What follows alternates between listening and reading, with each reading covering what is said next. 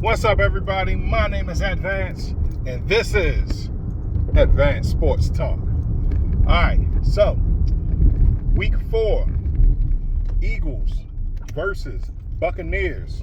Listen, I gotta tell you, my Sunday afternoon started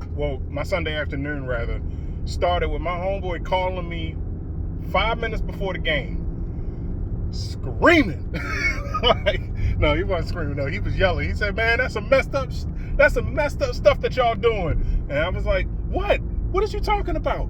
He said, "Man, it's gonna be 100 degrees out there, and y'all chose to wear y'all away jerseys." And I said, "Ooh." I said, "Oh snap, yeah." I said, "Man, we've been doing that for years." and you know, me coming from a pride standpoint, it took me a minute for me to understand the grand scheme of things, because I was saying, because I kept saying for the longest time, why the fuck are we wearing our road jerseys? And it made sense, because if you paid attention in science class, darker colors that are darker on the spectrum absorb heat more. So white, obviously being the brightest, repels heat. You know, it was still hot, but it's still it made it a little bit less bearable for us. My bad. That was very underhanded. But I mean, you know, hey, the rule, I guess it's an unwritten rule or something where the home team gets to decide whatever it is that they want to wear. So hey. So, but in any case, yeah, it was good to have Devin White back in Tampa. I don't think he's suited up for the game. Why did the Eagles sign? You know what? The Eagles got this thing about charity cases, you know, where they sign people to keep them on the roster just to give them a paycheck. They did the same thing with Rashad Penny last year. I mean, never mind the fact that he wasted a roster spot on my fantasy team for 3 weeks, but hey, that's neither here nor there. But in any case, no, all jokes aside, getting into the game, Buccaneers dominated.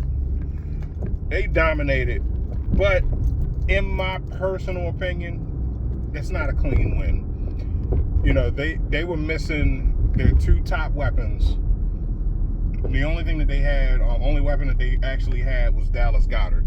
Now, Dallas Goedert is a beast, but you know, without a full roster, you know, I needed AJ Brown and Devontae Smith to complement our Mike Evans and Chris Godwin.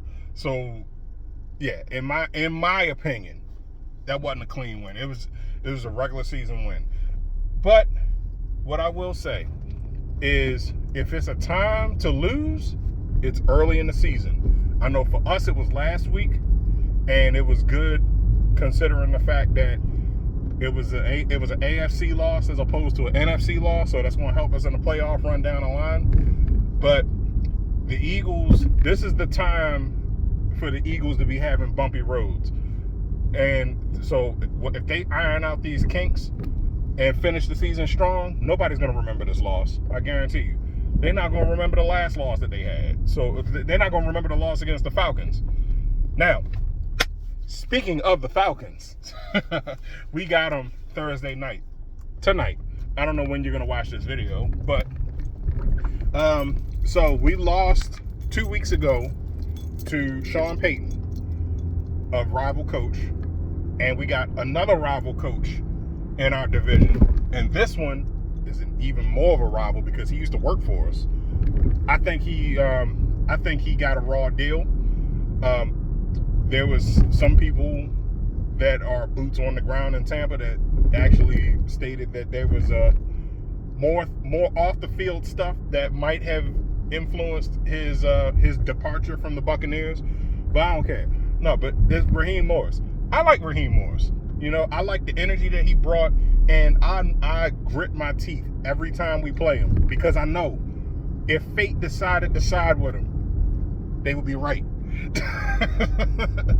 But no, all jokes aside. All right, so we got the Falcons tonight in the Dome, the Georgia Dome. Wait, is it the Georgia Dome? No, Mercedes-Benz Dome. We playing the Falcons at home on their turf. So we gonna go in there. We gonna do what we do.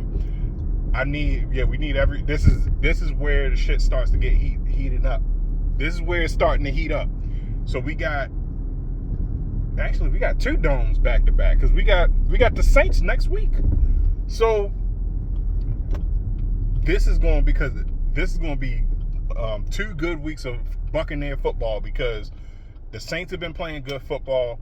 You know, they ground that victory out against the Eagles a couple weeks ago, and no, the Falcons have been playing good football. The Falcons ground that victory out, and the Saints played a good game against them. Now the Eagles was able to hold them to 12 points, but nevertheless, you know, if you hold the Saints to 12 points, you should win. Now, you know where my money's going.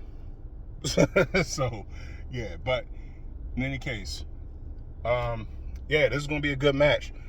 We're going to see how our defense, I think this is our first divisional matchup. So now we get to see exactly how well we can compete in the division. Let's go out. Let's put on a good show. Let's take these next 2 weeks and show them that our division ain't dead. You know, we can compete too. You know, and if we do win, it's because that we competed against the best teams. So, hey, on that note, I'm gonna leave it there. What do you think? Do you think that who do you think is gonna win tonight? What team are you pulling for on Sunday? Put your comments in the comment section down below. Let's chop it up, start the conversation. In any case, my name's Advance. Don't forget to like, share, subscribe on everything. I'm out.